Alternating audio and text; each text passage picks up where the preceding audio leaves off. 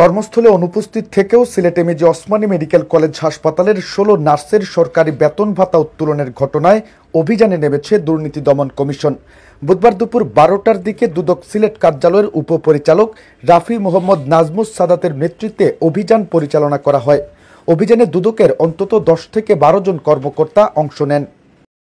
এখানে যে অভিযোগটা প্রেক্ষিতে কাজ করছি আজকে সেটা হলো যে প্রায় ১৬ জন নার্স যারা বিভিন্ন সময় অনুপস্থিত থেকেও বেতন নিয়েছেন আর কি। এটা প্রায় ২০ লক্ষ টাকার মতো আমরা এখন পর্যন্ত পেয়েছি।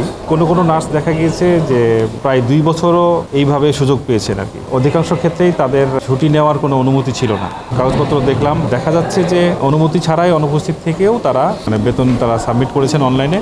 এর আগে দায়িত্ব পালন ছাড়াই হাসপাতালটির ১৬ নার্সিং কর্মকর্তা সরকারি বেতন ভাতা উত্তোলনের বিষয়টি নজরে আসে নার্সিং ও মিডওয়াইফারি অধিদপ্তরের। সম্প্রতি এ বিষয়ে নোটিশ জারি করে বেতন ভাতা ফিরিয়ে দিতে বলা হয়। নার্সদের এমন অনিয়ম ও অর্থ আত্মসাতের ঘটনার কারণেই দুদকের এই অভিযান। আমরা এখন পর্যন্ত যেগুলো কাগজ পেয়েছি তাতে অনুপস্থিত ছিলেন, সেটাও যারা দায়িত্বশীল ছিলেন, নার্স সুপারভাইজার যারা ছিলেন তারা এটা রিপোর্ট করেছেন। কিন্তু এক্ষেত্রে যারা বেতন ফরওয়ার্ড করা বা বেতনটাকে প্রসেস করার জন্য যারা দায়িত্বশীল তারা এই সুযোগটা সৃষ্টি করেছে আর কি। তারা যে রিপোর্টিং করেছেন অনুপস্থিতির বিষয়টা রোস্টারিং করতে হয় এবং যারা অ্যাবসেন্ট থাকেন সেটা ঊর্ধ্বতন কর্তৃপক্ষকে জানাতে হয়। তারা তাদের দায়িত্বটা পালন করেছেন বলেই আমাদের কাছে মনে হচ্ছে। দুদকের একটি টিম প্রথমে হাসপাতালের পরিচালক brigadier general doctor Omar Rashed মনিরের সঙ্গে সাক্ষাৎ করেন। এরপর তারা হাসপাতালের নার্সিং সুপারিনটেন্ডেন্ট মুসাম্মত রিনানা বেগম ও সহকারী পরিচালক অর্থ ডাক্তার মাহবুবুল আলমকে জিজ্ঞাসাবাদ করেন।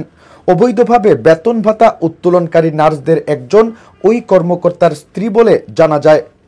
এখন পর্যন্ত যেগুলো কাগজপত্র পেয়েছি তাতে বোঝা যায় যে বেতন ফরওয়ার্ডের যে বিষয়টা বললাম আর যে নার্সরা বেতন সাবমিট করলে বেতনটা ফরওয়ার্ড করার কাজ যেই এখানে দায়িত্বে থাকেন আর কি, সেই দায়িত্বে যেহেতু ওই নার্সের হাজব্যান্ড ছিলেন, সুতরাং ধারণা করা যায় যে ওনারও এখানে যোগসাজশ বা সংশ্লিষ্টতা ছিল। হাসপাতাল সূত্র আরও জানায়, ওসমানী হাসপাতালের কর্মস্থলে নেই ৪৩ নার্স কর্মকর্তা। এর মধ্যে ১৬ জন কর্মস্থলে না থেকেও মাসের পর মাস, কেউ কেউ প্রায় ২ বছর ধরে বেতন নিয়েছেন। সম্প্রতি বিষয়টি ধরা পড়ায় ৮ জানুয়ারি নার্সিং ও মিডওয়াইফারি অধিদপ্তর থেকে একটি নোটিশ জারি করা হয়।